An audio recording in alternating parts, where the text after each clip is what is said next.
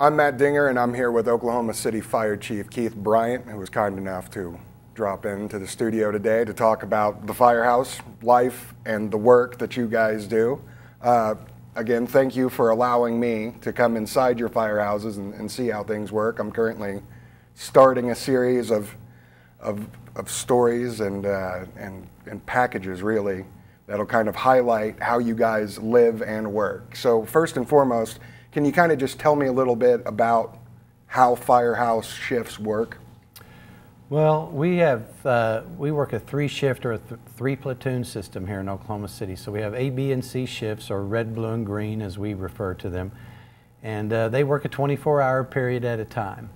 Then we have what we call a tourist. So that's a three-shift rotation, 24 on with 24 off in between. At the end of that third shift, they have a 4-day break. So it works out, each shift works about 9-10 days a month.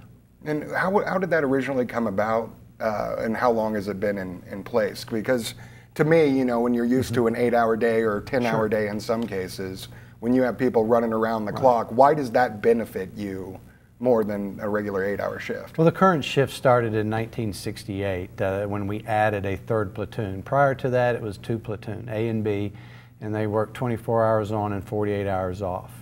The 24-hour shift, again, is very common to the fire service nationally. I think a lot of it has to do with the fact that obviously the fire service or the fire department has to be staffed and operating 24 hours a day, 7 days a week, 365 days a year. So the 24-hour shift keeps you from having more shift changes. Not that there's a break or a lapse in coverage during those times, but it reduces the number of shift changes from one shift to the other. I think during that 24-hour period, you can probably be a little bit more efficient with the assignments that you have that aren't emergency related. So maintaining the station, maintaining the equipment and the apparatus there, you have more time to devote to those kind of projects. And it does allow for firefighters to catch up, so to speak. You know, if they've been out on a call, they can come back and they can recover from that and rest up a little bit. So I think there's several reasons for it, but to me, there's an efficiency issue there. So when you have them working that amount of time, again, they know they're there, they know what to plan for, and they can, again, structure their day and so forth and have enough time to do the things that they need to do.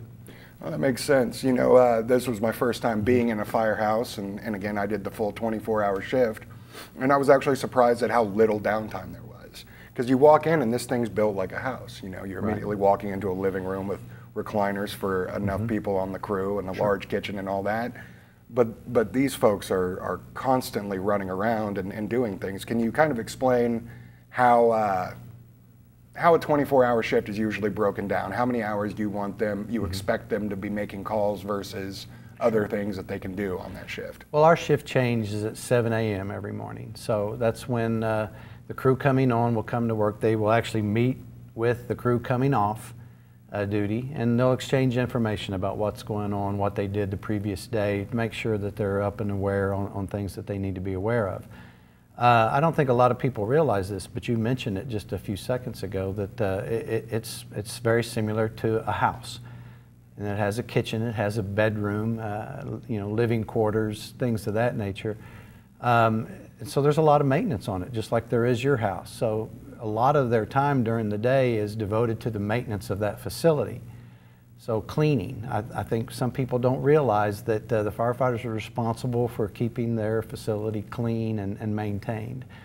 And every day there's maybe a specific detail that they'll be working on the floors, making sure that the floors are clean and polished, those types of things. Maybe windows one day, but they concentrate on one area, and that way the station stays maintained.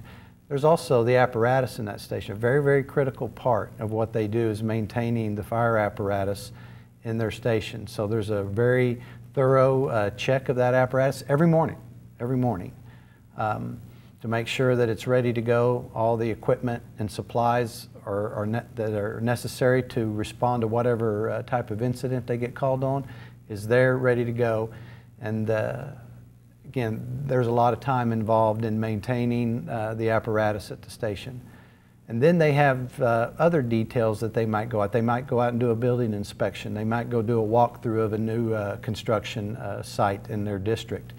They might go out and just keep themselves familiarized with the streets and so forth in their immediate response district. There's all kinds of events, public events, other types of things that they may get called on to do, neighborhood association meetings, being at schools to do public education work. They may be teaching a CPR class, whether the group comes to them at their station or they go somewhere to teach that. That's very common. So a lot of activities going on, not necessarily related to emergency response, but then there's the emergency response part that they have to be ready to go to at a second's notice. And depending on what part of town it is, some stations are obviously busier than others. So amid all those other routine type duties that they have to do and ongoing type projects they may be involved in, obviously the most important part is being available for emergency responses. Absolutely. You know, and I went out with you yesterday, and we were there, and I kept hearing them, you know, we're still in service, right? These guys obviously Sure. make being available for calls when they can their utmost priority. But am I correct in saying that you have a department standard where you also try to give them 2 hours on each shift for physical fitness and about an additional 2 hours to train on firefighting or rescue techniques each shift as well? Well, physical wellness, fitness is a very important part of what we do. We want our firefighters to be the most fit that they can possibly be. That because of the demand physically and so forth for the work that they have to do, they're a lot more efficient when they're more fit. Obviously, they're able to, you know, have more endurance when it's called for. And so we put a big priority on that. So we do give them time each shift, about an hour and a half each shift, to devote to physical fitness. But that doesn't mean if there's an emergency call that comes during that physical fitness time, they have to respond. When they have a meal at the fire station, they're in service. If the alarm goes off, they have to respond. They can't wait till they finish their meal. So there's a lot of things that have to get stopped, interrupted, what have you, to make that response. Yeah, in the shift I was with, we had our groceries picked out and with us, but they were going to the smoke investigation call. Sure. So, you know, it's even then realizing you've got a gallon of milk and a bunch of eggs, you know, it's just kind of luck of the draw as far as these things go. And again, buying those groceries kind of ties back into it about being very much like a house. Now, do you guys welcome people coming to the firehouse and just dropping in, or are there special times when you care for them to arrive and speak? Oh, absolutely. I mean, and that's the reason why I prefer the term firehouse to fire station. And I try and emphasize that because of where we're located. We're located in neighborhoods. And I want the people that live in that neighborhood that's close to a firehouse to think of it as another house in their neighborhood where they can go knock on the door if they have a problem they need help with, if they need some information about something, just to get to know the people inside. I think that's very, very important that our citizens have that kind of relationship with their firefighters. So we welcome that, we encourage that. We do that through a variety of ways. From time to time, we'll have open houses where people are encouraged to come and come by just to say hello. I mentioned CPR training earlier. We do a fair amount of that out of our firehouses. So people in the neighborhood, if it's a scout group, a church group, what have you, that wants to take a CPR class, they can come to their local fire station and knock on the door, and you generally can help them with whatever their issue is. And again, we prefer that. The opposite side of that, obviously, was when somebody has to call 911. Something bad's happened, whether it be a medical emergency, fire, what have you. That's the negative side of it. So we would more prefer to have that positive interaction prior to that. Absolutely. And here in May 2016, you know, I know I'm asking this question now, and it could change at any point, but you know, we're the state and the city having some budget issues, and obviously everyone's having to make cuts. At this point, do you guys still plan on having another academy, and if so, when are you tentatively hoping to start it? Well, right now, we only have about 10 vacancies on the department. We generally don't start a recruit academy until we're somewhere in the 20 to 25 vacancy range. We probably won't be there until fall of this year. So I would say at the earliest, we're looking maybe at the September timeframe. And we're still filling vacancies. We're not, obviously we do have some budget challenges right now, but we're not cutting positions, and so therefore we can fill vacant positions. And again, we don't generally start an academy until we're about 20 to 25 vacancies. So when we get there, I anticipate beginning the academy that maybe this fall, it may be more in the February of next year timeframe. All right. And what are some qualities or qualifications you guys look for in fire recruits these days? Well, I mean, the basic qualifications to be able to come in and apply for the position are a high school diploma or GED. Obviously, beyond that, the city does have a preference for military veterans, and the fire department also has a preference for paramedics, licensed paramedics. So we actively recruit those types of groups. But other than that, through the selection process, we want people that we know are dedicated to public service, that's their motivation, that they're, don't have any more selfish interest or anything of that nature, but are willing to serve, that are willing to maybe sacrifice a little bit of their own personal life in terms of their time and things of that nature. There are some demands that way of firefighters that because we're there all the time, sometimes we have to spend holidays away from our families and those types of issues. So we're looking for people that accept that and understand what they're getting themselves into. Obviously, we want people that are fit.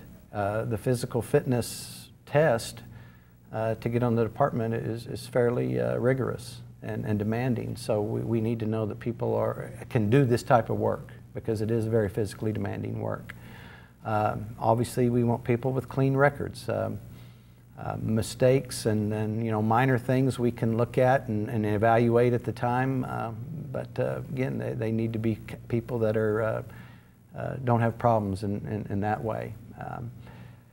And obviously encourage minorities. We need to do a little bit better on that in the fire department, to be very frank. We actively recruit minorities. I think there's a bigger issue. It's a national issue, not so much an Oklahoma City issue, that we need to be more attractive to certain demographics and certain minority groups in order to make sure that we have an inclusive department, one that represents the community that we serve. Absolutely. You also, as you just mentioned, paramedics. I think a lot of people just assume whenever they see rigs running down the street with lights and sirens that they're going to a fire. But my understanding is it's about 70% in Oklahoma City of these calls are somewhere medical between related? 70 to 80% of our total call volume is emergency medical related. The system that we currently have here, we provide first response, basic life support, which is basic medical care, and we also provide first response advanced life support, which is the more advanced medical directives and protocols in terms of intubating patients, starting IV therapies, doing manual defibrillation, those types of advanced protocols. So we provide an advanced level of medical care and a first response perspective, and obviously we have IMSA here in the city that does the transport, and they also provide advanced life support as part of that continuum of care. But they are the ones that actually do the transport to the medical facility. And I hope I'm quoting them correctly, but I believe the phrase that a couple of firefighters mentioned to me was progress impeded by 100 years of tradition. Now, obviously, there are a lot of things changing in society. The science of things becomes known more. Since you came on roughly, 35 years ago that you've been in the fire service, what are some of the biggest changes you've seen over those decades? Well, probably more so technology. When I came on, we didn't have computers at our station. We didn't have computers in our apparatus like we do now. So we didn't have some of the advanced equipment that we have in terms of thermal imaging technology, where we can see through smoke basically with those types of cameras. And that just keeps on advancing all the time. So it's something we look at. You know, probably the most recent example is you know, unmanned aerial vehicles that the fire service, and even here in Oklahoma City, we're starting to look at that technology to see if there's application for the work that we do. But in terms, I think the biggest changes that I've seen during my career are in the services provided. You know, as once that the fire department was exactly that, the fire department. That's what we responded to as fires. That's changed over the years. Obviously, we spoke about emergency medical services. That's been one of the bigger changes, that the fire department provides that service, not only in this community, but communities all over the country. Hazardous materials response. You know, that came on a little bit after the wave of emergency medical response that we took on. And so we've, technical rescue, that, you know, probably the biggest example I could give about that, you know, the tornadoes that we've had, certainly the Murrah building bombing, where those skills were employed, which requires a different skill set, different type of training, and different equipment and technology than you would use in a fire situation. So those have been the biggest advancements, to me, is the services, and it's brought us to the point where, especially here in Oklahoma City, we're an all hazards, full service department. And we provide fire protection, we provide emergency medical services, hazardous material response, technical rescue, those types of services. Well, hopefully a lot of those things and all of the lifestyle and other things that you've mentioned here today are things that I can illuminate a little more in this series of stories. I'm realizing now I think I may have bitten off more than I can chew, but fortunately I've paced this out over the course of the year. So those of you who are interested in firefighting, especially here in Oklahoma City, I hope you'll read the work that I'm doing now, and we'll continue to do into the likely future, considering I find more and more things about the fire service to write about. Again, I'm Matt Dinger here with the Oklahoman, and again, thanks to Chief Bryant for coming in here and visiting with me today. Appreciate it, Matt. Enjoyed it.